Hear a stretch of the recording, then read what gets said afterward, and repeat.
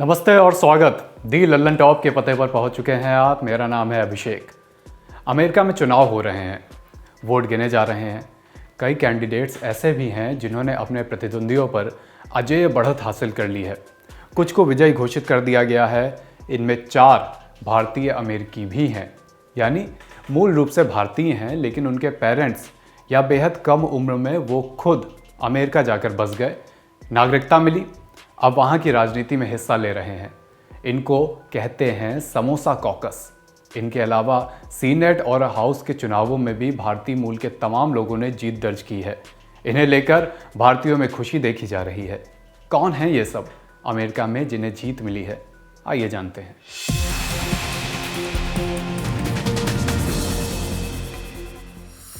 इस फहरिस्त में पहला नाम है रो खन्ना। रो खन्ना की पार्टी है डेमोक्रेट।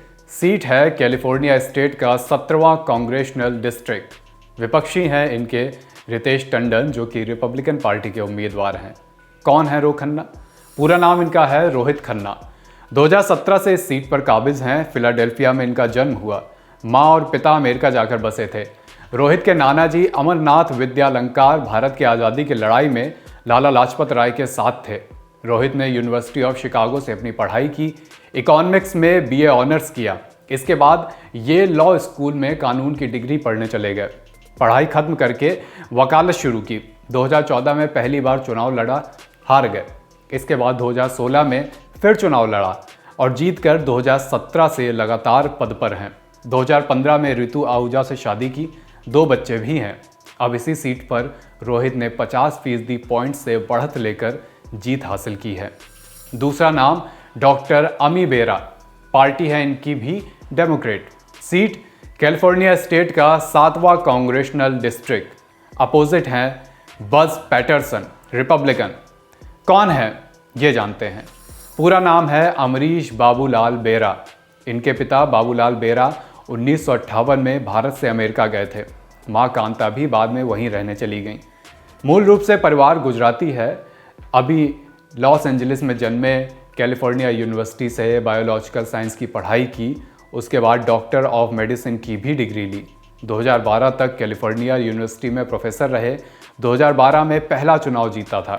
उसके बाद 2014, 2016 और 2018 में भी जीते।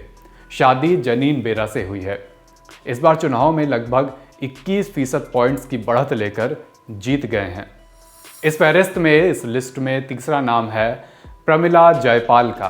प्रमिला जयपाल डेमोक्रेट पार्टी से हैं। सीट है इनकी वॉशिंगटन स्टेट का 7वां congressional district. Opposite Craig Keller, Republican party. कौन है प्रमिला? मद्रास यानी आज के चेन्नई में जन्मी। 16 साल की उम्र में अमेरिका चली गई कॉलेज की पढ़ाई करने। जॉर्ज टाउन यूनिवर्सिटी से कॉलेज पूरा किया। उसके बाद नॉर्थ वेस्टर्न यूनिवर्सिटी से MBA किया। नागरिक अधिकारों के लिए काफ़ी काम किया है। अमेरिका के हाउस ऑफ रिप्रेजेंटेटिव्स में पहुंचने वाली पहली भारतीय अमेरिकी महिला हैं। 2017 और 2019 में भी जीत चुकी हैं। इस बार इसी सीट से लगभग 68% पॉइंट से जीत चुकी हैं। चौथा नाम Raja Krishnamoorthi. Party Democrat. Seat Illinois का 8वां congressional district. Opposite Preston Nelson, Libertarian party. कौन है ये? राजा नई दिल्ली में जन्मे। माता पिता तमिल हैं। राजा के जन्म के फौरन बाद वे अमेरिका चले गए।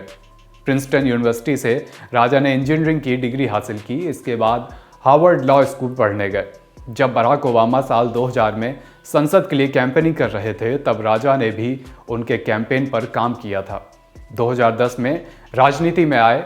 शुरुआती 2 चुनाव हार गए। 2016 में जो चुनाव हुए उनमें जीत मिली। तब से लगातार सीट पर बने हुए हैं। पत्नी का नाम है प्रिया और 3 बच्चे भी हैं। इस बार इसी सीट से लगभग 41% पॉइंट्स की बढ़त लेकर राजा जीत गए हैं। अब आते हैं सीनेट्स और राज्य के नतीजों पर। जैसे हाउस ऑफ रिप्रेजेंटेटिव्स के लिए चुनाव हो रहे हैं, वैसे ही अलग अलग राज्यों में भी सीनेट और हाउस के लिए काउंटिंग हो रही है। थोड़ा इसका भी हिसाब, इसका लेखा जोखा समझ लेते हैं। जैसे यूएस में फेडरल यानी राष्ट्रीय स्तर पर बाइकैमरलिज्म यानी कि द्विसदन पद्धति लेजिस्लेचर है वैसे ही स्टेट लेवल पर भी है, या यूं कहें जैसे भारत के राज्यों में विधानसभा और विधान परिषद है, वैसा ही कुछ हिसाब किताब अमेरिकी राज्यों में भी है। लेकिन एक राज्य नेब्रास्का को छोड़कर, नेब्रास्का में सिर्फ एक हाउस है जो यूनिकैमरलिज्म यानी कि एक सदन पद्धति पर बेस्ड है, आधारित है। भारत के राज्यों में लेजिस्लेचर यानी कि विधान मंडल को इसी नाम से पुकारा जाता है, लेकिन यूएस में ऐसा नहीं है। वहाँ 27 राज्यों में लेजिस्लेचर या स्टेट लेजिस्लेचर होती है। 19 राज्यों में इसे जनरल असेंबली कहा जाता है। मैसाचुसेट्स और न्यू हैम्पशायर में इसे जनरल कोर्ट कहा जाता है और नॉर्थ डैकोटा और ओरेगन में इसे लेजिस्लेटिव असेंबली कहा जाता है। अमेरिकी कांग्रेस के हाउस ऑफ रिप्रेजेंटेटिव्स में हर राज्य की जनसंख्या के हिसाब से रिप्रेजेंटेटिव्स चुने जाते हैं। वहीं सीनेट में हर राज्य से 2 सीनेटर चुने जाते हैं। रिप्रेजेंटेटिव्स का कार्यकाल 2 साल का होता है, वहीं सीनेटर 6 साल के लिए चुने जाते हैं। अमेरिका में 50 राज्य हैं, इस तरह कुल 100 सीनेटर होते हैं। इनमें से 1/3 का कार्यकाल हर 2 साल में खत्म हो जाता है, फिर उसके लिए चुनाव होते हैं। इस बार हुए चुनावों में कई भारतीय मूल के लोग भी जीते हैं, उनके बारे में जानते हैं। पहला नाम Jennifer Rajkumar, party Democrat, seat New York state assembly का 38वां डिस्ट्रिक्ट। कौन है ये, इनके बारे में जानते हैं। न्यूयॉर्क में जन्मी और पली बढ़ी हैं।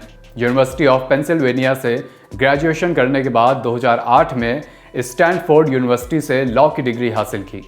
2011 में राजनीति में आई। 2016 में न्यूयॉर्क स्टेट असेंबली के लिए चुनाव लड़ी, लेकिन प्राइमरी में हार गई। इस बार जीत हासिल की है। दूसरा नाम इस फहरिस्त में नीरज अंतानी का है। पार्टी है रिपब्लिकन। नीरज की सीट है ओहायो स्टेट का 42वां डिस्ट्रिक्ट। लेकिन नीरज कौन है?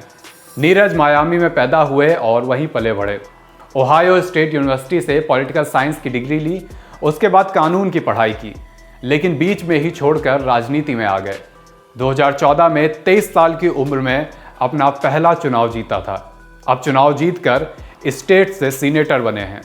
ओहायो स्टेट में सीनेटर बनने वाले पहले भारतीय अमेरिकी भी हैं। इस फहरिस्त में तीसरा नाम नीमा कुलकर्णी का है। नीमा की पार्टी है डेमोक्रेट। सीट है केंटकी स्टेट का 40वां डिस्ट्रिक्ट। नीमा के बारे में जानते हैं।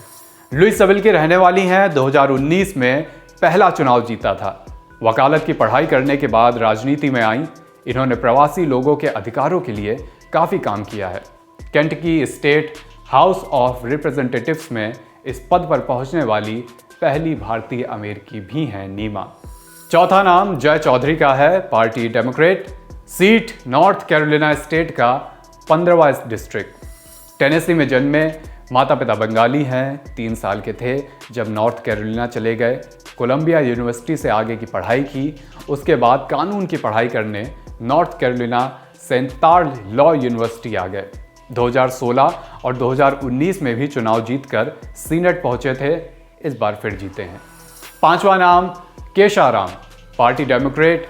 सीट वर्मांट स्टेट का चिंटेडेन काउंटी। कौन है ये? लॉस एंजलिस कैलिफोर्निया में पली बढ़ी। यूनिवर्सिटी ऑफ वर्मांट से ग्रेजुएशन किया। इसके बाद 2018 में हार्वर्ड कैनेडी स्कूल से मास्टर्स इन पब्लिक एडमिनिस्ट्रेशन की डिग्री हासिल की। साल 2009 से लेकर 2016 तक वर्मांट स्टेट के हाउस ऑफ रिप्रेजेंटेटिव में रही। साल 2015 में वर्मांट स्टेट के लेफ्टिनेंट गवर्नर के पद का चुनाव भी लड़ा, लेकिन जीत नहीं पाई। अब वर्मांट स्टेट की सीनेट पहुंची हैं। इस लिस्ट में छठा नाम है अमीश शाह का। Amish Shah Democrat party. Seat Arizona state house of representatives का 14वां डिस्ट्रिक्ट। शाह के बारे में जानते हैं। शिकागो में जन्मे और पले बढ़े। इनके माता पिता 60 के दशक में अमेरिका आए थे। अमीश ने नॉर्थ वेस्टर्न यूनिवर्सिटी से ग्रेजुएशन की। इसके बाद यूनिवर्सिटी ऑफ कैलिफोर्निया से मास्टर डिग्री ली। संसद में आने से पहले उनकी अपनी मेडिकल प्रैक्टिस भी थी। 2019 में वो इसी सीट से चुने गए थे। अब फिर जीतने के बाद 2021 से उनका नया कार्यकाल शुरू होगा। 7वां नाम वंदना स्लेटर। वंदना स्लेटर की पार्टी है डेमोक्रेट। सीट है वॉशिंगटन स्टेट हाउस का 48वां डिस्ट्रिक्ट। लेकिन वंदना के बारे में जानते हैं। कनाडा में जन्मी वंदना के माता पिता भारत से वहां गए थे। उन्होंने अपनी ग्रेजुएशन कनाडा की ब्रिटिश कोलंबिया यूनिवर्सिटी से की। यूनिवर्सिटी ऑफ वॉशिंगटन से डॉक्टर ऑफ फार्मेसी की डिग्री ली। ग्रेजुएशन के बाद अमेरिका आ गईं। 2015 में बेलेव्यू सिटी काउंसिल के लिए चुनी गई थीं। इससे पहले 20 साल तक क्लिनिकल साइंटिस्ट के तौर पर काम किया। 2017 में इसी सीट से चुनकर आई थी। अब जीतने के बाद दूसरा कार्यकाल शुरू होगा। 8वां नाम इस लिस्ट में है निखिल सवाल का। निखिल की पार्टी है डेमोक्रेट। इनकी सीट है पेंसिल्वेनिया स्टेट का पहला डिस्ट्रिक्ट। निखिल के माता पिता बेंगलुरु से हैं। निखिल लॉस एंजलिस में पढ़े लिखे। कोलंबिया यूनिवर्सिटी से ग्रेजुएशन किया। स्टैनफोर्ड यूनिवर्सिटी से पीएचडी की साल 2014 में। न्यूयॉर्क टाइम्स और द न्यूयॉर्कर जैसे मशहूर पब्लिकेशंस के लिए लिखते रहे हैं। इनकी किताब भी आ चुकी है। फिलाडेल्फिया में रहते हैं। सीनेट के चुनाव में इनके विरोध में कोई कैंडिडेट नहीं था, इसलिए निखिल निर्विरोध जीत गए। अगला नाम पद्मा कुप्पा का। पद्मा डेमोक्रेट पार्टी से हैं। सीट है मिशिगन स्टेट हाउस का 41वां डिस्ट्रिक्ट। पद्मा भारत में जन्मी। 4 साल की थीं जब अमेरिका चली गईं अपने पेरेंट्स के साथ। फिर वापस भारत आईं। एनआईटी वारंगल से ग्रेजुएशन किया। वापस अमेरिका जाकर आगे की पढ़ाई वहीं से की। पेशे से इंजीनियर हैं। ट्रॉय नाम के शहर की प्लानिंग कमिश्नर रह चुकी हैं। 2018 में इसी सीट पर चुनाव जीत कर आई थीं। अब पद्मा का दूसरा कार्यकाल होगा। इस लिस्ट में 10वां नाम है रंजीव पुरी का। Party Democrat. सीट है Michigan state house of representatives का 21वां डिस्ट्रिक्ट। विस्कॉन्सिन में पैदा हुए। यूनिवर्सिटी ऑफ शिकागो के बूथ स्कूल ऑफ बिजनेस से मास्टर्स की डिग्री ली।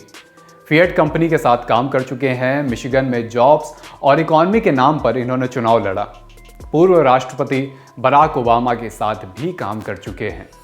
11वां नाम है जेरेमी कूनी का। Jeremy Cooney party Democrat. Seat New York state senate का 56वां डिस्ट्रिक्ट। जेरेमी के बारे में जानते हैं। इनकी वेबसाइट के अनुसार ये भारत के एक अनाथालय में पैदा हुए। एक आयरिश परिवार ने इनको गोद लिया। इनकी माँ सिंगल पेरेंट्स थी। रोचेस्टर में पले बढ़े। एल्बनी लॉ स्कूल से कानून की डिग्री ली। न्यूयॉर्क के 2 गवर्नर और रोचेस्टर के मेयर के लिए भी काम कर चुके हैं। इस बार बेहद कम डिफरेंस से ही सही, लेकिन सीनेट का चुनाव जीत लिया है। 12वां नाम Ash Kalra. Party Democrat. Seat California state assembly का 27वां डिस्ट्रिक्ट। टोरंटो में जन्मे, फिर कैलिफोर्निया आ गए। ग्रेजुएशन यूनिवर्सिटी ऑफ कैलिफोर्निया से किया। इससे पहले 2008 में सैन होसे सिटी काउंसिल में चुने गए थे। ऐसा करने वाले पहले भारतीय अमेरिकन थे। सिटी काउंसिल में जाने से पहले 11 साल तक वकालत की। 2016 से स्टेट असेंबली में लगातार चुने जाते रहे हैं। ये उनका तीसरा कार्यकाल होगा। आप भी हमारे साथ यानी कि दी लल्लन टॉप के साथ जुड़े रहिए।